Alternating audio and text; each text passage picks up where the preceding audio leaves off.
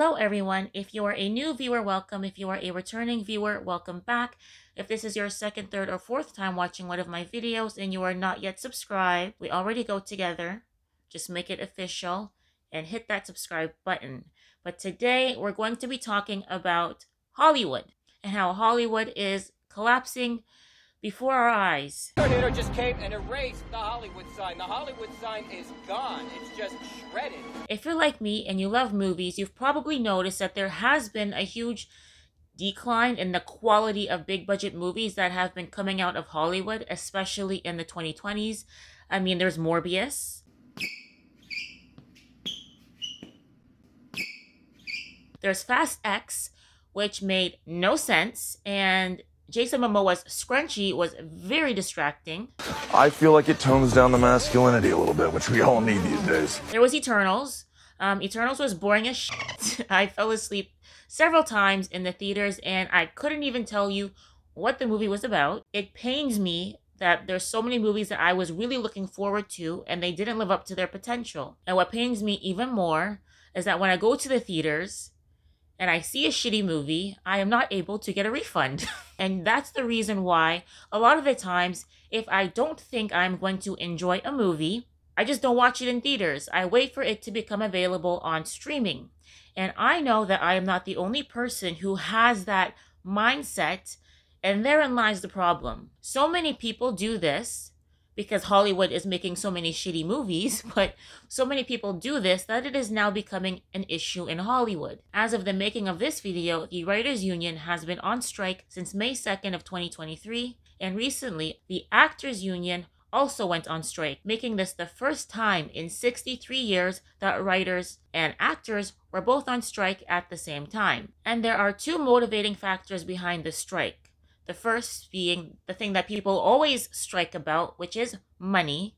And the second one actually has to do with AI. In terms of money, the writers and actors are upset with how streaming is affecting their income and stability. TV shows written for streaming platforms tend to have less episodes than those written for network TV. A network TV season may contain 22 episodes, while a streaming season may only contain as few as 8 to 10 episodes. This means that everyone involved in production needs to search for work more often, and in a sense, streaming has now created a de facto gig economy. Another complaint is residual payments. When a TV show or movie is aired or re-aired on network TV, the royalties pay structure is straightforward and can be quite lucrative. In comparison to streaming, where there is a lot of ambiguity about how royalties are assessed and the paychecks are much smaller. I believe my first residual check was $7,000 when it was on network, and the last one I got was $74. A huge issue for me. Well, I'll give you an example. 2 years ago, I wrote a successful TV movie. In the ensuing 2 years, we got residuals of over $100,000. If it had been sold to Netflix, I don't know what we would have gotten, but maybe $2,500. When you negotiate with Hulu and Netflix, etc., they will say, we're giving you bonus points up front. So you say, what are those points based on? Are they based on engagement, subscriptions, views? What are they based on? Oh, we won't tell you that, and we won't negotiate the points either. In terms of AI, writers want protections put in place to ensure that movie scripts and TV scripts will continue to be written by human beings rather than AI technology. I mean, if an AI chatbot can write better than a human, maybe that chatbot deserves the job. Have you seen the way AI writes? Like, have any of you actually gone and used an AI chatbot and asked it to write you a poem or a story? I actually went on OpenAI and I asked the AI to write me 3 jokes about AI replacing writers, and these were the 3 jokes that the AI chatbot wrote for me. Why did the AI refuse to replace TV and movie writers? Because it thought the idea was just scripted nonsense and couldn't compute the punchlines. Bruh. Why did the AI become a stand-up comedian after replacing TV and movie writers? Because it realized it had a knack for generating laughs and didn't want to be a bot office flop. Why did the AI get hired to replace TV and movie writers? Because it had an impeccable bite of humor and could generate really funny scripts. If you laughed at any of those jokes, you're a nerd. Those jokes were not funny, and if someone cannot write better jokes than that, then they should not be a Hollywood writer. Do I realistically think that AI technology can successfully replace writers? I don't know, because I've read poems written by bots. I've read poems and letters written by bots, and they do a good job, but there's something very impersonal about them. But as far as AI technology goes, writers are not the only ones who are concerned. Actors and actresses are also concerned with AI technology being used to capture their likeness for future use without their consent. And surprisingly enough, this may already have started happening. Lena Hall is an actress who stars in the show Snowpiercer, and she recently accused the show of taking her likeness to use without her consent. She tweeted, "So, Snowpiercer Season 4 did a full body scan and a full range of emotion capture of all the series regulars on the show, not ever telling us the real reason why. Now, I know why, and it's really disturbing because I didn't consent. P.S.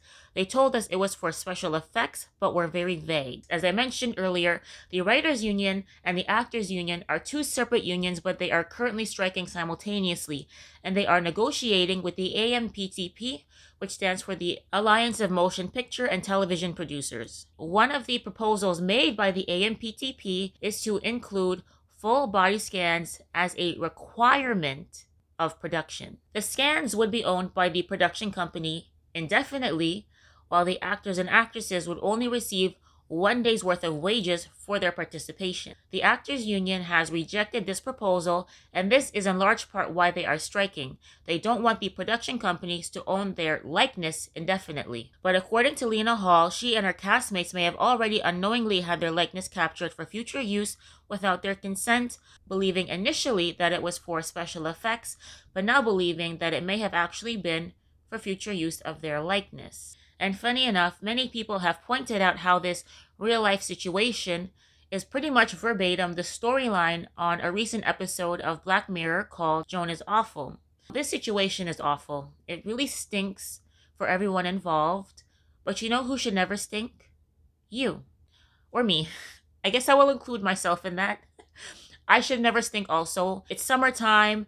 The days get really hot.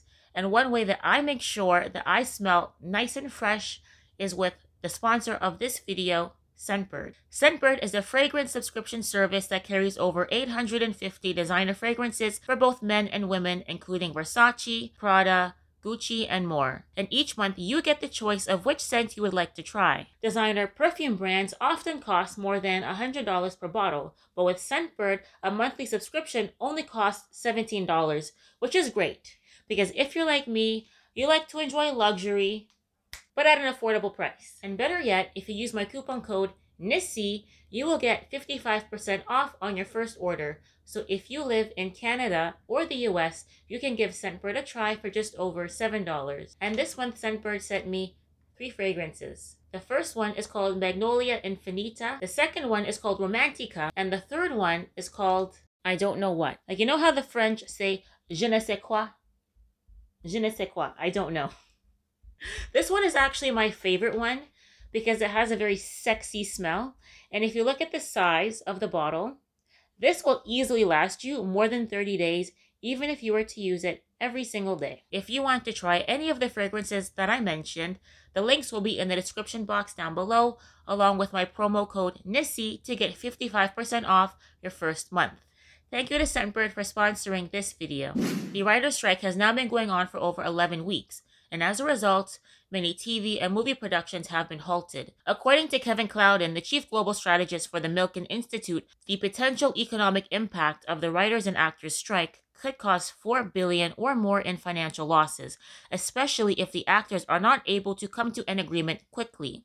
Clouden believes this impact won't be isolated just to the United States. The effects of the strike will spread to other locations where American production companies are making movies and TV shows. You know, the crazy thing is that when you really think about it, all of this is kinda Netflix's fault. I mean, streaming has had such a negative impact on the movie and TV industry, and Matt Damon summarized this very well. So I think a scenario lots of viewers can relate to is sitting on the couch on a Friday night, going through the streaming services, cycling through the movies and thinking to themselves, they're not making movies for me anymore. As somebody who's been intimately involved in movie making for 30 years, what are the macro Hollywood conditions behind that sentiment? Well, so what happened was the DVD was a huge part of our business, of our revenue stream. And technology has just made that obsolete. And so the movies that we used to make, you could afford to not make all of your money when it played in the theater because you knew you had the DVD coming behind the release. And 6 months later, you'd get a whole nother chunk. It would be like reopening the movie almost. And when that went away, that changed the type of movies that we could make. I did this movie Behind the Candelabra, and I talked to a studio executive who explained it was a $25 million movie. I would have to put that much into print and advertising, right, to market it, what we call P&A. So I'd have to put that in P&A. So now I'm in $50 million. I have to split everything I get with the exhibitor, right, the people who own the movie theaters. So I would have to make $100 million before I got into profit.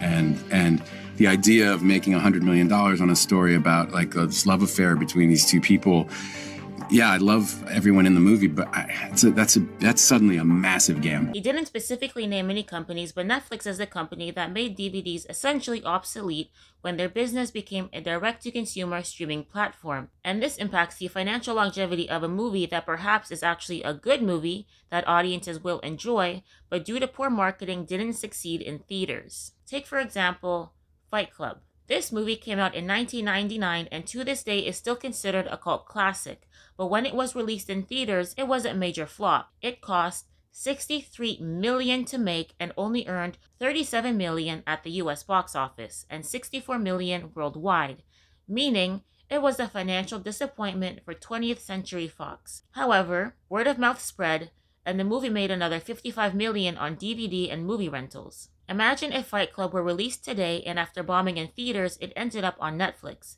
It may still end up gaining popularity on Netflix. However, anyone who is entitled to royalties would only end up earning a few dollars and cents versus the thousands that they could have made. And this was also somewhat the basis behind Scarlett Johansson's lawsuit against Disney. For some reason, Marvel made the Black Widow movie despite the fact that they'd already killed off the character in Avengers. Bruh. But nonetheless, this was a highly anticipated movie and it was expected to make hundreds of millions of dollars at the box office. And as a part of Scarlett Johansson's contract, she was entitled to a bonus based off of the revenue earned in theaters. However, the movie release was delayed because of the pandemic. And when the movie finally got its date in theaters, Disney had made the decision to simultaneously release the movie on their streaming platform. The dual release meant less money for Scarlett Johansson, and that was the basis for her lawsuit, which eventually was settled out of court. But the decision to release movies on their streaming platform while simultaneously playing those movies in theaters was not unique to Black Widow.